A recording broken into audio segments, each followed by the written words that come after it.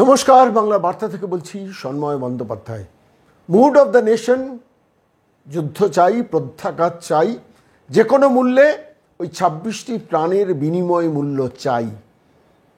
শুভেন্দু অধিকারী বলেছেন 260টা দেহ চাই, কিন্তু সারা ভারতবর্ষ বলছে যে এই মুহূর্তে পাকিস্তানকে একদম উচিত শিক্ষা দেওয়ার জন্য সর্বান্তকরণে ঝাঁপিয়ে পড়ুক ভারত সরকার, এবং তারই প্রস্তুতি আমরা দেখছি। সফর কাটছাট করে সরাসরি ফিরে এলেন নরেন্দ্র মোদী দিল্লিতে। ক্যাবিনেট সিকিউরিটি সংক্রান্ত ক্যাবিনেট মিটিং করলেন। ওদিকে অমিত শাহ এস জয়শঙ্করকে নিয়ে চলে গেলেন ভারতবর্ষের রাষ্ট্রপতির সঙ্গে দেখা করতে।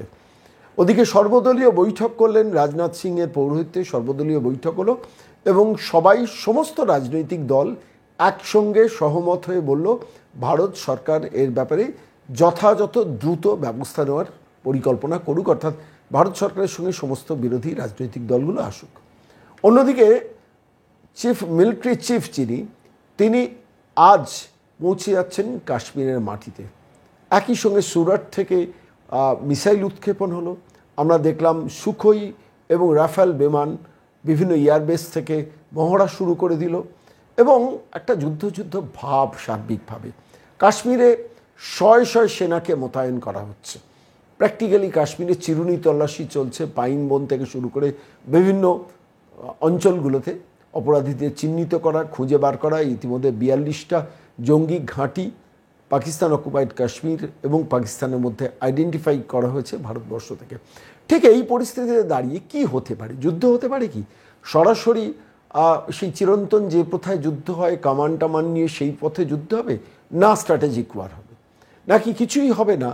ভারত সরকার কিছুটা কালক্ষেপ করে জনমত তৈরি করে নেবে ভারতবর্ষের মধ্যে এবং সারা পৃথিবীর সমস্ত রাষ্ট্রনায়কদের সঙ্গে তার আগে এক দফা কথা বলে নেবে। গতকাল আমরা দেখলাম G20 বৈঠক করে নিলেন এস জয়শঙ্কর 20টা দেশের সঙ্গে, যার মধ্যে অবশ্য পাকিস্তান ছিল না, থাকার কথাও নয়।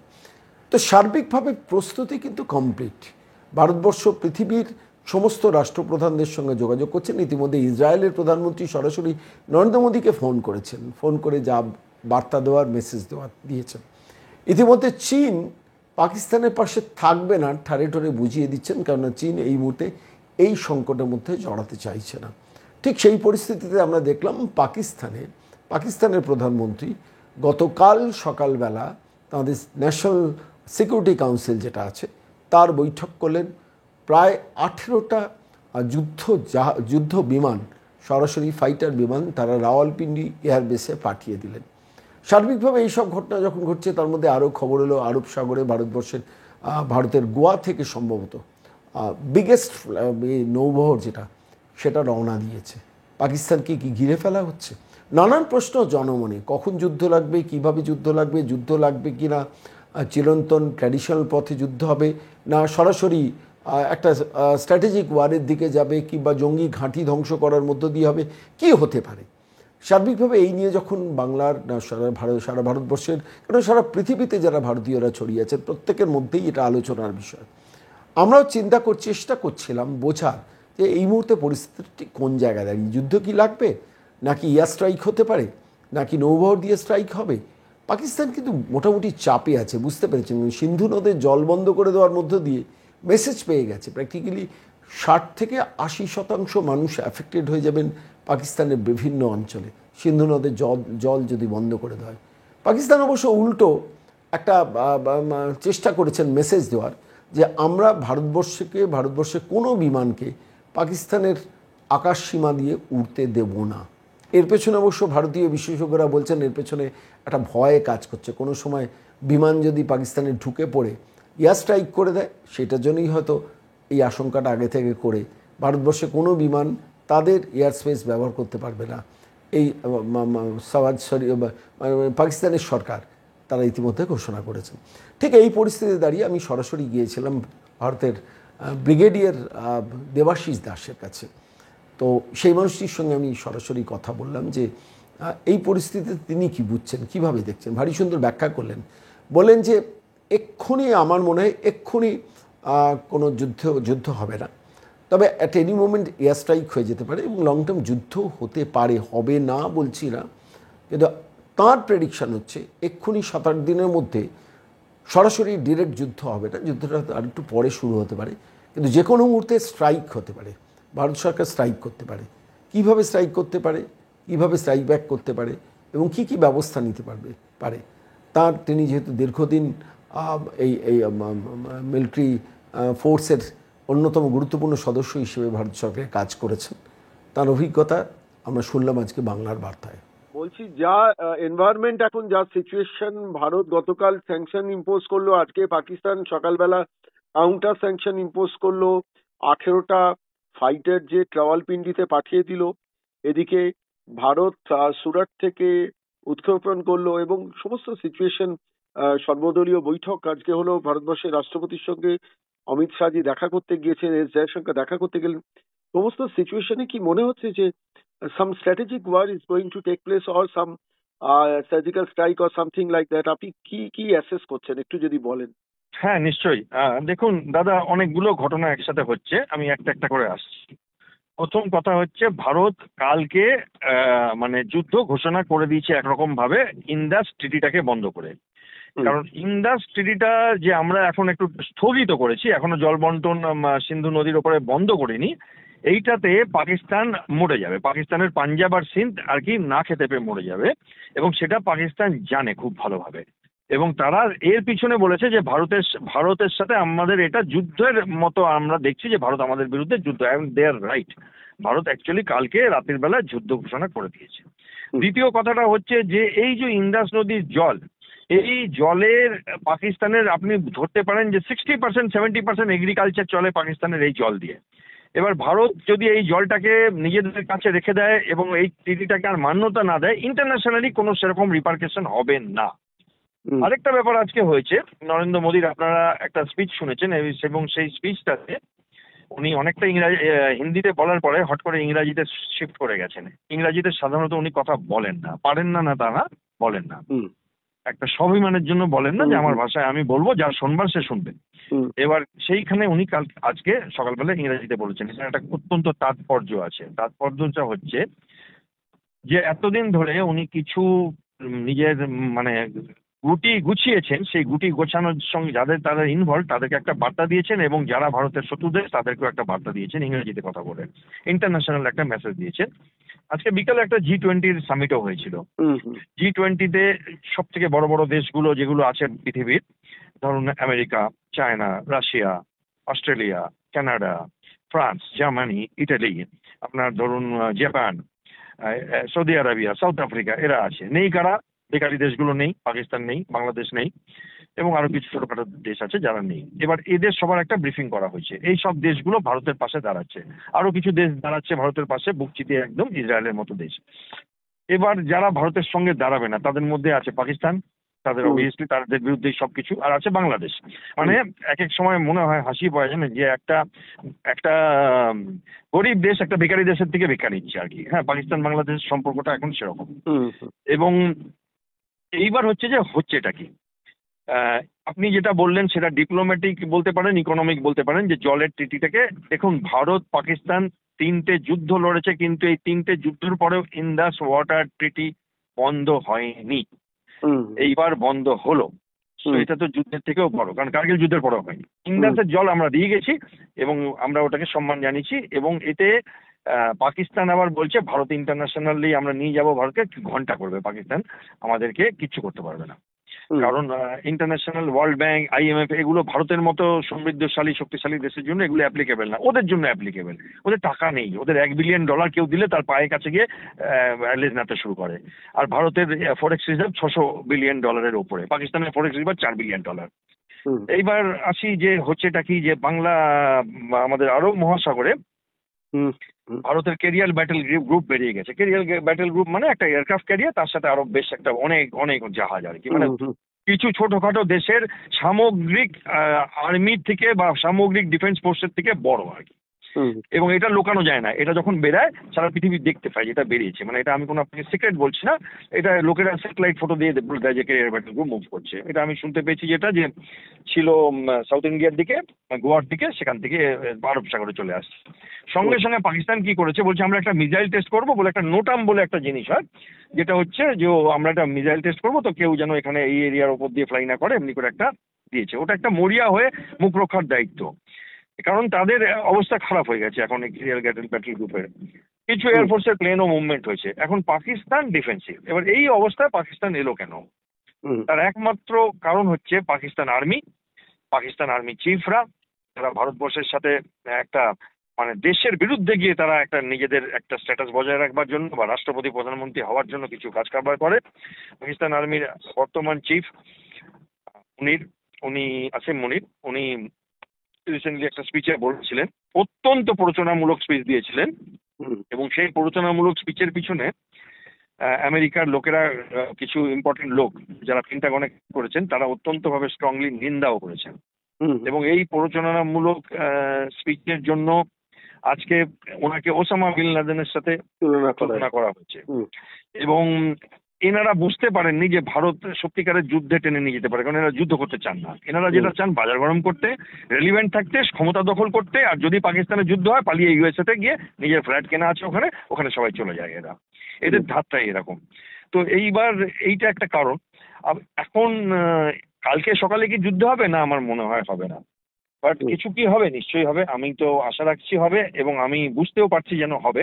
যেভাবে G20 করা হয়েছে, যেভাবে আমাদের নির্মলা সীতারামন আমেরিকার ভিজিট ফেরত এসছেন, ভারত একটা এসপার করতে চাইছে, এবং রাজনৈতিকভাবেও কোথাও একটা প্রধানমন্ত্রীর দায়বদ্ধতা থেকে যাচ্ছে, বিশ্বাসযোগ্যতা হারিয়ে ফেলবেন তিনি এখন যদি কিছু না করেন। এবং এত বড় তো আমাদের সামরিক শক্তি, অর্থনৈতিক শক্তি। আপনি হয়তো লক্ষ্য করেছেন কিছুদিন আগে আমরা বেশ কিছু টন সোনা অন্যান্য ব্যাংকে রাখা ছিল, নিয়ে চলে এসেছি। আমাদের অর্থনীতির এগুলো কারণ আছে, এর সাথে অনেক সময় অন্যান্য কারণ লুকিয়ে থাকে। যে লন্ডনে রাখা ছিল আমাদের সোনা, সেগুলো আমরা আমাদের আস্তে আস্তে ঘরে ফেরত এনেছি বেশ কিছু টন। এবং ছোট্ট করে এগুলো নিউজ বেরায়, বাট এই নিউজগুলোর অনেক তাৎপর্য থাকে। এইবার কারণ রাশিয়া আর ইউক্রেনের যখন যুদ্ধ হয়, তখন রাশিয়ার এরকম যেখানে সেখানে অন্যান্য জায়গায় টাকা পয়সা সুরক্ষিত রাখা ছিল, তারা বলে ওটা বাজেয়াপ্ত হয়ে গেছে, ওটা দেবো না আমরা। হ্যাঁ, এইবার ইউক্রেন রাশিয়ার যুদ্ধটা এই মুহূর্তে চলছে। এই মুহূর্তে আরো প্যালেস্টাইন। আমার ব্রিগেডিয়ার দাস আপনার কাছে একটু প্রশ্ন রয়েছে, সেটা হচ্ছে এই মুহূর্তে ওয়ার হলে তো স্ট্র্যাটেজিক ওয়ার হবে, ডিরেক্ট ওয়ার তো এখনকার দিনে হয় না, এবং লোকেশন ওয়াইজ স্ট্র্যাটেজিক ওয়ার, তাতে কি প্রায়োরিটি পাবে? যে ইতিমধ্যে যেগুলো জঙ্গি ঘাঁটি আইডেন্টিফাইড গতকাল আমরা ইলেকট্রনিক্স মাধ্যমে দেখেছি, that should be targeted first. আমি আপনার সাথে না, হ্যাঁ বলুন, আপনার কি মনে হয় সেটা কি সম্ভাবনা বেশি? ঠিক, আমি আপনার সাথে এটাতে এগ্রি করছি না দাদা। আমি তার কারণ আছে। এখন যেটা আমি বুঝতে পারছি, যেটা প্রধানমন্ত্রীর আজকের বক্তব্য থেকে বুঝতে পারছি, ট্যাকটিক্যাল যে টার্গেট গুলো, যেগুলো এই আপনাদের পিওকে তে টেররিস্ট ঘাঁটি, এগুলোর সময় পেরিয়ে গেছে। এখন এরা পাকিস্তানের মাজা ভেঙে দেওয়ার প্ল্যান করছে। পাকিস্তানকে হাতে এবং ভাতে দুভাবেই মারবে, ফাইন্যান্সিয়ালি একদম মিলিটারি। এবং আমার আপনার কাছে এটাই প্রশ্ন যে মিলিটারিলি কোথায় কোথায় কিভাবে ভাঙতে পারে? হ্যাঁ দেখুন, মিলিটারিলি কি করতে পারে। আপনি যেমন বলছেন যে যুদ্ধ কেন হবে এই সময়, আজকের দিনে কি যুদ্ধ হয়? আমি আবার মনে করছি অল আউট যুদ্ধ হতে পারে। যেমন যুদ্ধ এই মুহূর্তে চলছে ইউক্রেনের সাথে রাশিয়ার, যেমন গাজাতে প্যালেস্টাইনের সাথে আপনার ইসরায়েলের চলছে, একদম মানে রে করে যুদ্ধ চলছে, সেরকম যুদ্ধ। খালি আমাদেরটা অত লম্বা হবে না, আমাদেরটা খুব সুইফট হবে এবং খুব তাড়াতাড়ি, যেমন করে স্যারেন্ডার করেছিল নিয়াজি, খুব তেমনি করে স্যারেন্ডার করে দেবে। তাতে কি ভারত সাকসেসফুলি ওদের স্যারেন্ডার করাতে পারবে আপনার বিশ্বাস? স্যারেন্ডার না, ভারত ঘুরিয়ে দিতে পারবে, যদি যুদ্ধ হয় ঘুরিয়ে দিতে পারবে, এবং ভারতের সেই ক্ষমতা আছে। এবং পাকিস্তানের একজন চিফ অফ আর্মি স্টাফ ছিলেন, আপনি জানেন, বাজওয়া বলে, ইনি একটা ইন্টারভিউ দিয়েছিলেন খুব রিসেন্টলি ইন্টারন্যাশনালি, এবং সেই ইন্টারভিউতে উনি বলেছিলেন যে আমাদের ট্যাঙ্কে পেট্রোল ভরবার আমাদের অবস্থা নেই। এবার আপনি যদি দেখেন, আমাদের prime minister recently Saudi Arabia গিয়েছিলেন, এবং সেখানে ওনাকে 21 তোপের সালামি দেওয়া হয়েছে, যেটা ওনারা সাধারণত কাউকে দেন। ওনার ফাইটার জেট দিয়ে ওনাকে নামানো হয়েছে সম্মান দেখাবার জন্য। এইগুলোর একটা সম্পর্ক আছে ভারতবর্ষের সঙ্গে। ওরা তো মুসলিম দেশ, তাই না, ইসলামিক দেশ, কিন্তু ইসলামের তো দুরকম রূপ আছে, একটা হচ্ছে মৌলবাদী ইসলাম আর একটা হচ্ছে অগ্রসরবাদী ইসলাম। তো আমি আবার এই দেশগুলোতেও গিয়েছি, আবার কিছু পচা ইসলাম দেশেও গিয়েছি। এবার এই দেশগুলো ইউএইতে যদি দেখেন, কিছুদিন আগে উনি একটা মন্দিরও ইনাগুরেট করে এসেছেন, এবং যখনই দেখে নিজেকে ভাই বলে ওনারা বলেন। এবং কাতারে গিয়েছিলেন। ইন্দোনেশিয়া, ভারত পৃথিবীর সব থেকে বড় মুসলিম দেশ, ইন্দোনেশিয়াকে আমরা ব্রহ্মোস মিসাইল দিচ্ছি। এইবার রিপাবলিক ডে প্যারেডে বোধহয় ইন্দোনেশিয়ার প্রেসিডেন্ট ছিলেন। তো এই যে সম্পর্কগুলো, এগুলো বাংলাদেশ পাকিস্তান দেখতে পাচ্ছে না। এরা খালি কিছু বদমাইশ দেশদের সাথে তুর্কির মতো আর নিজেদের মধ্যে হাহা রেড়ে করছে, এবং এরা একটা নিজেদেরকে ইসলামের ধ্বজাধারী বলে, বাট সত্যিকারের যারা ইসলামের ধ্বজাধারী তাদের তো দেখছি তাদের দেশের সর্বোচ্চ সম্মান ভারতবর্ষের প্রধানমন্ত্রীকে দিচ্ছে। এবার এইখানে একটা জিনিস বোঝবার আছে যে যদি যুদ্ধ হয় কে কি করবে। এবার কে কি করবে মধ্যে বড় শক্তিরা কি করবে, ছোট শক্তিরা কিচ্ছু করবে না, মাঝারি শক্তিরা কিচ্ছু করবে না, কারণ ভারতের সাথে তারা কেন পায়ে পা লাগিয়ে যুদ্ধ করবে। এবার বড় শক্তি মানে ইউরোপিয়ান শক্তি, আমেরিকান শক্তি, চীন। এবার আমেরিকান শক্তি আপনি দেখতেই পাচ্ছেন এখনকার যে মুড আমেরিকার, সেটা একটু অন্যরকম। আগে যেটা ছিল সেটা না। এই ইলেকশনটা আমেরিকাতে সবকিছু অনেকটাই বদলে দিয়েছে চিন্তা ভাবনা। এবার আসুন চীন। চীন তার নিজের এজেন্ডা আছে। চীন পাকিস্তানের হয়ে ভারতের সাথে যুদ্ধে জড়াতে যাবে না, আর জড়ালেও কোনো অসুবিধা নেই, আপনাকে আমি পরিষ্কার বলছি, জড়ালেও কোনো অসুবিধা নেই ভারতের, বাট জড়াবেন না। হয়তো লুকিয়ে করবে কিছু।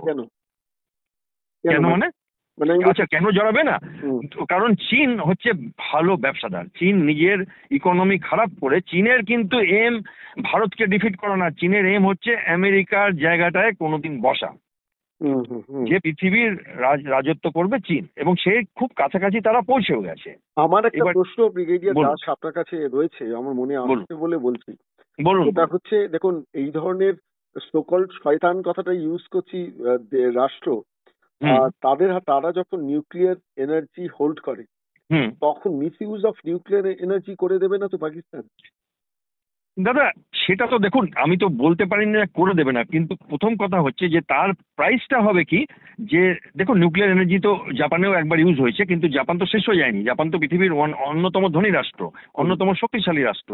তো নিউক্লিয়ার এনার্জি যদি করে ভারত বহু বড় দেশ, কিন্তু পাকিস্তান তো তারপর আর কিছু থাকবে না, খালি ধুলো ধুলো থাকবে। তো সেটা আমার মনে হয় না যে এতটা পাগল পাকিস্তানও হবে, এবং তাতে মানে তারপরে যেটা হবে যে পাকিস্তান বলে কোনো অস্তিত্ব থাকবে না। আমি ওটা বাদ দিয়েই চলছি, কারণ আমার তাদের ক্যাপাবিলিটির সম্বন্ধেও অত্যন্ত সন্দেহ আছে। এবং এইটা তো যদি তারা ভাবে যে সেটা তারা, এটা একটা ব্লাফ করে। এরা কিরকম ব্লাফ করে, আমাদের নিউক্লিয়ার শক্তি আছে আমরা কিন্তু দেখে নেব, এই ব্লাফটা এতদিন ধরে চলেছে, বাট রিসেন্টলি এই ব্লাফটা চলছে না, আমরা যেটা দেখছি এখন। এবং সেইটা আপনাকে আমি মানে বলতে পারি যে কোনো উন্মাদ না হলে করবে না, কারণ ওদের সেকেন্ড স্ট্রাইক ক্যাপাবিলিটি নেই, এবং নিউক্লিয়ার একটা ডিটারেন্স। বাট পাকিস্তানের ভারতের ওপর নিউক্লিয়ার স্ট্রাইক করার মতো বোকামি পাকিস্তান যদি করে, তাহলে তারা তো আত্মহত্যাই করে ফেলবে। এবার আত্মহত্যা যদি কেউ করে তাকে তো আটকানো যায় না, তারা করতেই পারে। এবং আমার মনে হয় ভারতের এখন তো যা ডিফেন্স সিস্টেম, কারণ নিউক্লিয়ার তো থাকলেই হয় না, নিউক্লিয়ার ডেলিভারি সিস্টেম থাকতে হয়, এবং সেই ডেলিভারি সিস্টেম নানান রকম ভাবে হয়, মিসাইল দিয়ে হয়, প্লেন দিয়ে হয়। এবং ভারতের যে এয়ার ডিফেন্স সিস্টেম আছে সেটাও এখন অত্যন্ত ভালো, এবং সেটা যখন হবে সেটার কথাটা আমি ধর্তব্যের মধ্যে রাখছি না। বলুন আর কিছু জানবার আছে দাদা? আমার শেষ প্রশ্ন আপনার কাছে, মানে এই মুহূর্তে দাঁড়িয়ে আপনাকে যদি আমি জিজ্ঞেস করি যে সিচুয়েশন যেদিকে যাচ্ছে, যে পর্যায়ে পৌঁছচ্ছে, আপনি এক্স্যাক্টলি কি অ্যাসেস করছেন? যুদ্ধটা কি লাগবে, না এখন কিছুদিন যুদ্ধ লাগবো করে পাকিস্তানের উপর ইন্টারন্যাশনাল প্রেশার বিল্ড আপ করে ইকোনমিক স্যাংশনস গুলোকে ইম্পোজ করে তারপরে at the right moment strike করতে যাবে ভারত, তাই মনে হচ্ছে কি আপনার? না, ইমিডিয়েটলি তো কিচ্ছু হবে না, ইমিডিয়েটলি কিচ্ছু হবে না। নেক্সট 8-10 দিন আমি আশা করছি না, তবে বলা যায় না, কারণ নরেন্দ্র মোদীর ব্যাপারটা তো, ওটা তো সত্যি আমরা বলতে পারবো না, কারণ ইনি একটা পয়েন্টে আমি ফুললি আপনার সঙ্গে এগ্রি করি, সেটা হচ্ছে যে এটা নরেন্দ্র মোদীর পক্ষে কিন্তু খুব আত্মসম্মানের ব্যাপার। স্ট্রাইক ব্যাক না করলে একটা অন্য মেসেজ চলে যেতে পারে। হ্যাঁ, মিলিটারি স্ট্রাইক ব্যাক চাইছে, দেশ চাইছে, এবং হ্যাঁ, এবং উনি বুদ্ধি রাখেন, প্রচন্ড বুদ্ধি রাখেন, এবং উনি তো ওনার তো সবকিছুর ওপরে তো উনি একজন রাজনীতিবিদও, তো উনি দেশের মানুষকে সেটাই দেবেন যেটা দেশের মানুষ চাইছে, এবং দল মত নির্বিশেষে দেশের মানুষ চাইছে যে এটা শেষ হোক। এবং এটাও ওনারাও বুঝতে পারছেন যে আজকে যদি আমরা স্যাংশন দিই, আবার কিছুদিন পরে এখান থেকে ওখান থেকে ধার দেনা করে পাকিস্তান এই জিনিসটাই শুরু করবে। ফলে আমার মনে হয় একটা বড় মানে পিউনিটিভ অ্যাকশন হবে। তার সাথে সাথে আরো কিছু হতে পারে, যেমন বালুচিস্তানে হয়তো ঝামেলা হতে পারে। হ্যাঁ, পাকিস্তানে বালুচিস্তান, আফগান গৃহযুদ্ধ হতে পারে হ্যাঁ, এবং আরো কিছু দেশ পাকিস্তানকে সাজা দিতে পারে, সেগুলো ছাড়া হুম। আমার মনে হয় একটা ডেমোস্ট্রেটিং, আমাদের ভাষায় এগুলোকে বলি স্পেকটাকুলার মানে অ্যাকশন, মিলিটারি অ্যাকশন, হুম। একটা স্পেকটাকেল তো উনি দেখাবেন আমার মনে হয়, আশা রাখছি আমি সেটাই। ব্রিগেডিয়ার সবার দাস, সাথে। আপনাকে অকুণ্ঠ ধন্যবাদ এতক্ষণ সময় আমাদের দেওয়ার জন্য, অ্যাটলিস্ট আপডেট না, গুলো থ্যাংক দেওয়ার ইউ দাদা, জন্য। ভালো থাকবেন। The mood of the nation তো এখন বুঝতেই পাচ্ছেন, ফলত সেই প্রেক্ষিতে একদম। সবাই জানতে চাইছে যে পরিস্থিতি নিশ্চয়ই, ঠিক কোন দিকে নিশ্চয়ই। যাচ্ছে, যুদ্ধের দিকে যাচ্ছে না নিশ্চয়ই, একটু ওয়েট এন্ড সির দিকে যাচ্ছে। অনেক ধন্যবাদ নিশ্চয়ই। সঙ্গে থাকার জন্য। ভালো থ্যাংক ইউ সো থাকবেন মাচ। দাদা। ভালো থাকবেন।